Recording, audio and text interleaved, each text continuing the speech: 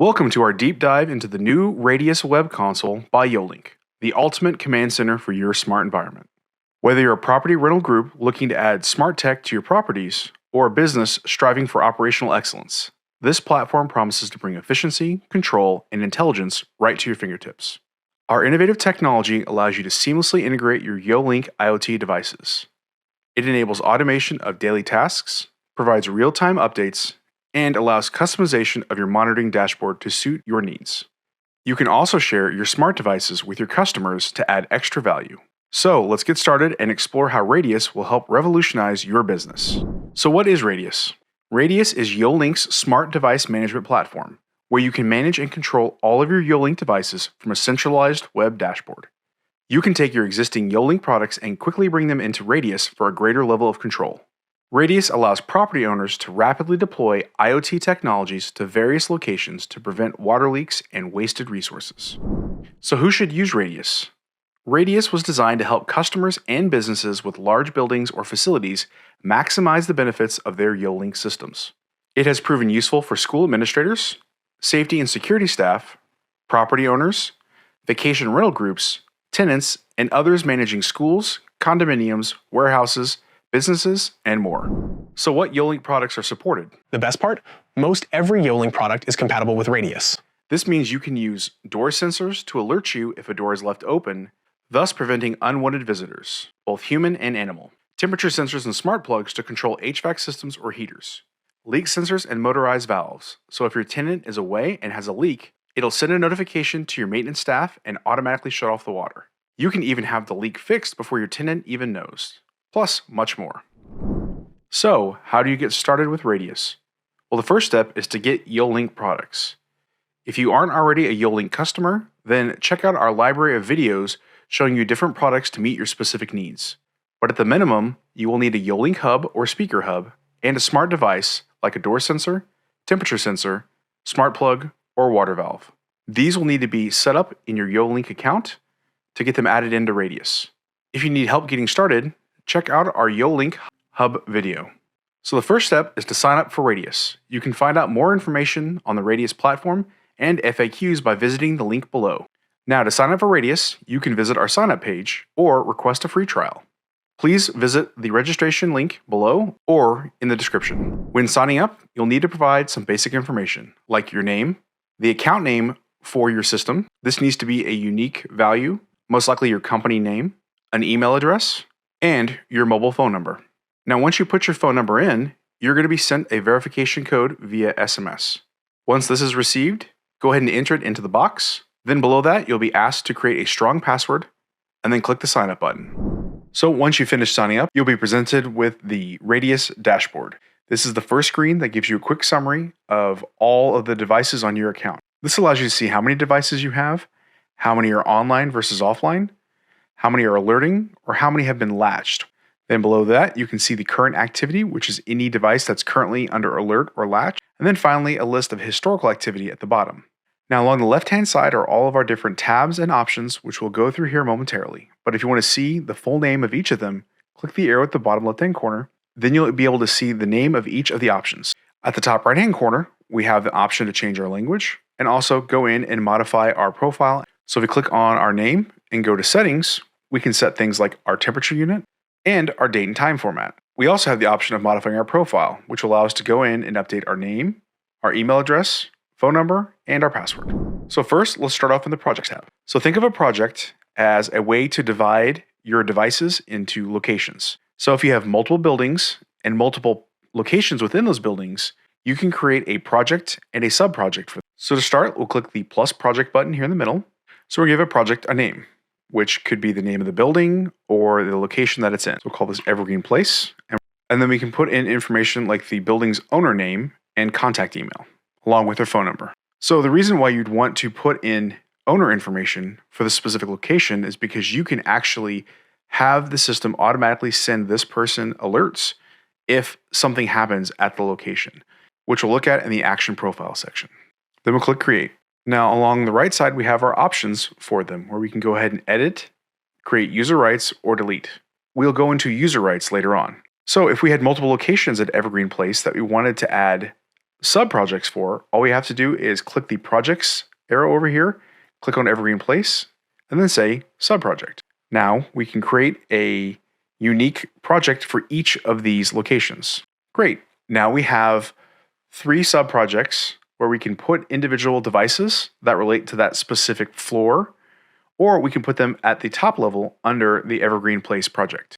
All right, now that we've created our sub-projects for each of the different floors at our location, let's click on them, and then we can go into user rights. So from here, we can create new users that might belong to this unit. Now, creating a user in Raedius is important because, again, we can actually send this user notifications when we create action profiles. So creating a user for each of these projects and sub-projects is very important because it makes it very easy to identify this person and send them a notification. You can also give them the ability to log into the Raedius console by ticking this box down here and creating an account for them, but we will do that later on. So click Create. And now we have a person associated with this specific location. So for Evergreen Place, floor 1. In addition to creating a user, you can also create a role. And as we can see here, there's a large number of role permissions that can be created for each. You can give a user rights to see activity on the dashboard. You can give them the ability to create, update, delete, or read projects, users, or roles. You can give them the opportunity to see devices, update them, delete them, export, or import. You can give them the option to create groups, create alerts, update action profiles, or read the audit log. But for now, we're just going to create this user so we can send them a notification. Next, we'll move on to devices. So you'll see I have a few devices already bound into Raedius. As of right now, the best way to get your devices into Raedius is to import them from your YoLink account. So if you already have your YoLink account set up with your hub and all your devices connected, the easiest way to get your devices into Raedius is to click on Inventory, and then click the YoLink Bind button. This will pop up a screen that's going to allow you to give Raedius authentication to go ahead and allow it to access your devices and to control them. So you'll click I confirmed and click Login to YoSmart. Then you're going to be asked to enter your YoLink username and password. Once you do that, click Login. Then we'll be taken back to the device inventory where all of our devices will show up. So we can take any device that we want to bring in and either click the Bind button over here or select multiples and click Bind up. Now, if you do select Delete, this will not delete these from your YoLink account. It will only delete them from Raedius. Let's go ahead and bind this device. And then it's going to ask us which project we want to select these for. This allows you to quickly add new devices into an existing project. So in this case, it's the first floor bathroom leak sensor. So let's click on floor number 1, click Confirm. Now we go back into the device catalog. We'll see the device has been added, what type of sensor it is, which project it's added to, and also the subproject, and its current state, which as this is a leak sensor, since it's not detecting water, there's no state right now. It'll tell you if the device is online or offline, so this is great to know if a device has gone too far away from the hub or its batteries have died, and you can check if they are enabled or disabled and the last time that they updated. Then over here, we have the options to edit the device or see its details. When we go into details, we can see all of the information about the device. In the Detail tab, we can see all the information about the device since it's been added into Raedius. So I'm going to select this device here and go to Details, and we'll see the history of this device. How long it's been open. So today, the device was open all night, and then was closed at 4 p.m., and then reopened at 5 p.m. You can also see the varying signal strength of the device. So if you need to monitor this over a long period of time, this console gives you a great amount of information. You can also click on any of these dates and change them. So I can look at last week. You can see my signal strength over the course of the last week, or if I do that here above, I can see how many times this device has been opened. You can also select Download, which will let you download a file in a CSV format so you can bring it into an application like Excel for further analysis. Then under the Personality tab, we can customize whether or not the device is going to alert if it goes into that specific state. So we have different states of close, error, open, low signal, or low battery. And by default, only the door sensor error, low signal, and battery are set in the alert. And then you can also specify what the low battery threshold is and the low signal strength. If you wanted a quick way of knowing when a door was open, you can just select this button here, and then you'll get an alert every time the door is open. And finally, we have Latch function. This will limit the number of messages to just 1 per event. Then under Action Profiles, this will show us any action profiles that this device has been assigned to, which we'll cover here in just a minute. Activities is going to give you a history in a text format, so you can see when the device has changed state. Again, we have alerts where we can see any alert for this specific device. And then finally, settings, where we can change the time zone and enable or disable the device. And then simply under Edit, we can change its name and assign it to a new project. Now, if you want to manually add a device, then simply press the plus button. This is where you'll select which project you want to use, give it a name, and enter its serial number here. You can also select the device and click Delete if you want to remove it from Raedius. You can also select multiple devices and click Export to export your device list into a CSV format. You can use the Migrate button to move a device or a group of devices into another project. So for example, I'm going to move the gate sensor into the Evergreen Place base project. You also have the ability to click Replace, which this will allow you to take any device and replace it with another device. So say for example, you had a door sensor that got damaged and you need to replace it, but don't want to recreate all of the automations and alerts. You can select another one from your inventory and it will swap those around, removing the broken device and replacing it with a new one. And then you also have a quick access to the personality option from here. So quickly, let's review how you would set up devices for your tenants. The first thing that you're going to need to do is go ahead and import all the devices for your tenant into your master YoLink account. Now this is as simple as clicking the scanner icon in the top right hand corner and then scanning the QR codes on each of the devices. When you add your first device, you want to go in and create a new room. Give that room the name of the apartment or unit that this is going into. You can also add the unit number to the beginning of the name for easy organization. Once the devices have been added to your master YoLink account, next up we're going to click on the top left hand corner and go down to My Home. And then we're going to click Permissions. Then we're going to click on the bottom right hand corner on the plus icon. This will allow us to create a new permission group. Go ahead and give it the same unit number. Then we'll click over on the Rooms tab and we want to make sure it checks only the room that this unit belongs to. Then under the Automation and Smart tab, we want to go ahead and give the user the capability of creating their own smart automations. So make sure you check all the boxes on the top row and all the boxes available on the bottom one. Next up, have your tenant create their own YoLink account. They can simply download the YoLink app from either the Google Play Store or the Apple App Store and then create their own account. Now, to share your home with this particular user, by clicking on the top left-hand corner, Click on Home Users, and then click Invite to Home. this will give you the option for either a QR code or a sharing link. So if the user happens to be there with you, they can go ahead and just scan the QR code and accept the invitation, or you can send it to them in email or text. Now, if this is the first time and they have not created their YoLink account, they'll be prompted to do this first. Then they'll need to go back and click that link again to accept the invitation.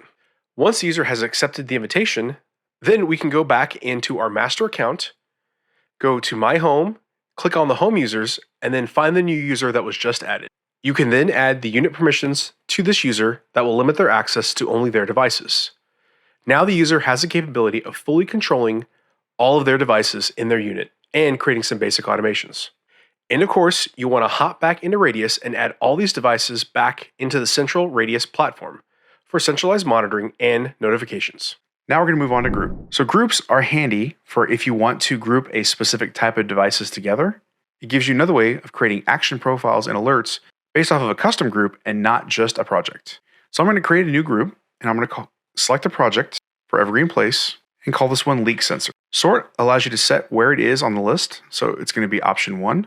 We can customize the look of the icon. Select this water damage icon, and then we can set it whether or not it's enabled or disabled down here at the bottom left-hand corner for quick access. So I'm going to create this new group and then go to Options and click Details.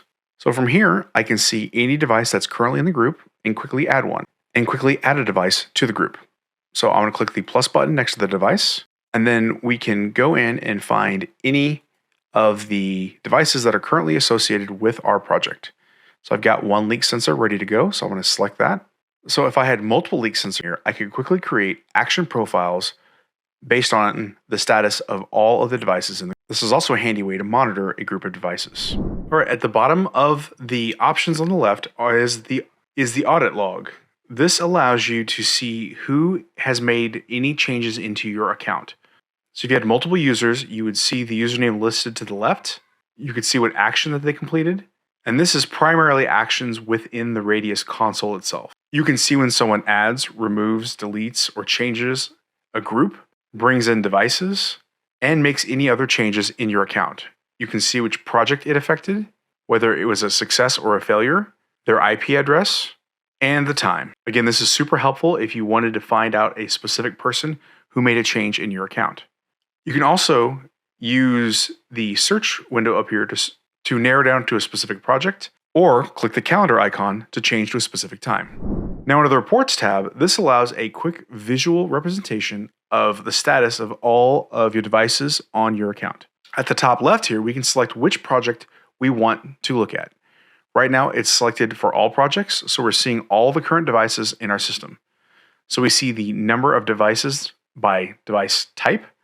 So I've got 2 door sensors, 1 outlet, and 1 leak sensor.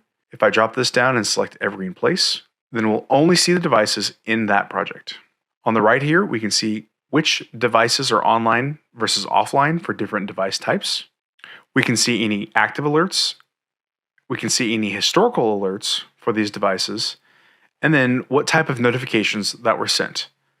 So you can see if an SMS, an email, or a text-to-speech call was made, and the number of them per day. And on any of the datasets, you can click the little download icon to get a CSV file for further analysis. Now, on to action profiles, which is really where Raedius shines. This gives you the capability of creating automations that will execute when a specific device changes state. So for our first example, let's assume that we have a gate that allows access to a dumpster, and we want to know when this gate is open or closed, or if it's been left open for a period of time. So let's click Add Profile, and then we're going to select the project of Evergreen Place, and we're going to call this one Dumpster Gate, and then click Save. So I'm going to go under Options and click Edit, and this allows me to set up the action profile. So of course I can give it a description. Then below that we can enable or disable the entire action profile. And then we have triggers, conditions, filters, and actions. So triggers are what is going to cause the action profile to start. So we're going to click the plus trigger icon and select a trigger type of device. The condition type we want to say is state change, and we're going to select a door sensor. Then under device state, we want to say open, and then we can select a device here. So this is nice because you can actually trigger off of multiple devices. In this case, we're just going to select the gate sensor, but if we had more than one, next under conditions, we're going to click the plus button, and we can select a time range. So if we only want this to be triggered in the middle of the night, I can click the clock here, and I can set it for 2200 hours or 10 p.m. And we want this to repeat every day. So we're going to click all the days of the week. Now, if you did want to set a time that goes past midnight, you'll need to actually create 2 conditions. So in this case, I need to set this to 2200 hours to 2355, and then create another one, remove the date range, and have this one start at midnight or 0000, and then select the end time for 5 a.m. And then we also want to repeat daily. Then under filters, we can set a time range we want to exclude. So if there was a very specific time of day, say at 3 a.m. your dumpster company comes, you can set a time range of 3 a.m. and it will filter that out and ignore it. So think of filters as the opposite of conditions. If it meets this filter range, it will stop the automation right there. And then finally, we have actions. So under actions, we can select what we want to happen. We can either have it send a message, we can either have it make a phone call using text-to-speech, or we can have it alert an alert center.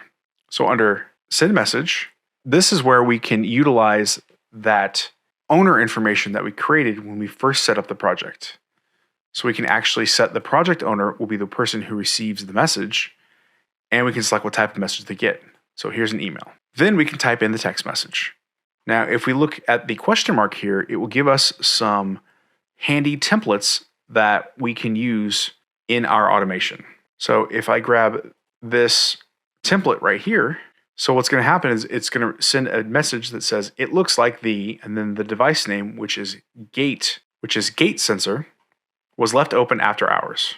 You can also tick this box if you want the message to appear in all caps.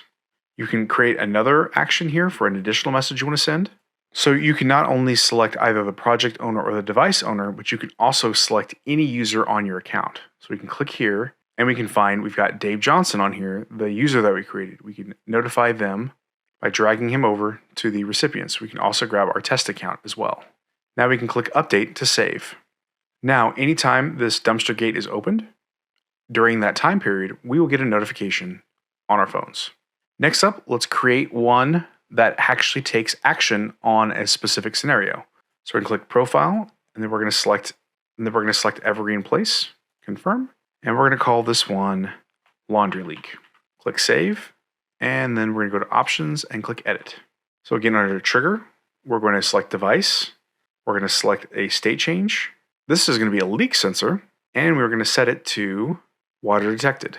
Then we can select our laundry leak sensor here. Now, if I wanted to add that bathroom sensor in there, I just need to click Trigger, and we'll create another trigger, Water Detected.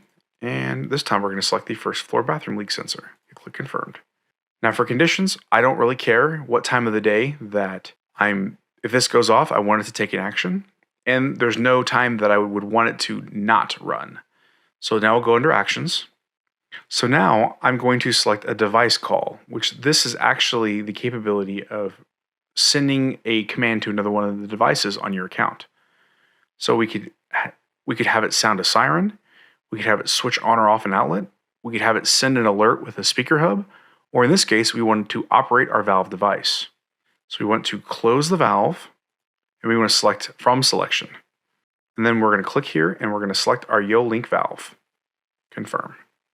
So we not only want to close the valve, we also want to be notified about it. So we're going to go to Send SMS Message. We want SMS and email, and we want to select the project owner. And again, we're going to use our template and grab our device name. And we can even select the project name if we want to. And that way it'll even include the name of the project. So this will say alert, there's been a leak detected at Evergreen Place and then it will say the laundry leak sensor if it's that one, or if it's the first floor bathroom, it'll send that as part of the message. And then we want to say the water valve has been closed. So since this is going to be critical, we'll make this all caps and then click Update. So now, in the event that there is a water leak, not only will we get a notification about it, it'll also automatically shut down the water for that location. So as you can see here, this can be super powerful and a very quick and easy way for you to create intricate automations that will hopefully prevent large-scale issues at your locations. So under the Alerts tab, we're going to see all of the current alerts for our system, which again, you can go in and set a different level of calendar. Again, you can go change the calendar for a different date range, but any active alert will show up in this console here. You can also click the alert definition in the right-hand corner and create an alert that you can use with other devices. So I'm going to select a project.